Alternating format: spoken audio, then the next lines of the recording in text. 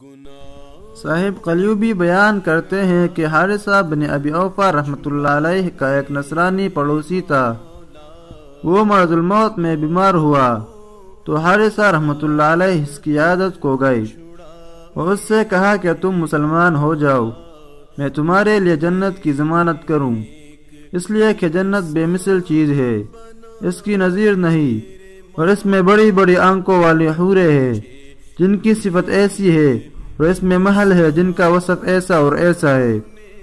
اس کے جواب میں نصرانی نے کہا کہ میں اس سے بھی افضل اور بہتر چاہتا ہوں۔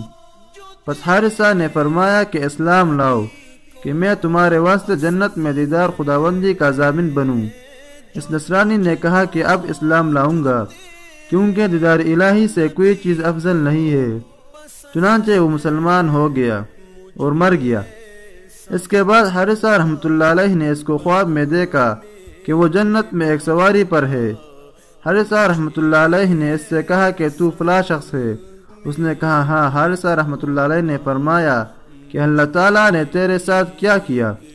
اس نے کہا کہ جب میری روح نکلی اس کو عرش کی طرف لے گئی تو اللہ عز و جل نے فرمایا کہ تو میرے دیدار اور ملاقات کے شوق میں مجھ پر ایمان لایا ہے، اس لیے تیرے واسطے میری رضامندی اور بقا اور دیدار ہے۔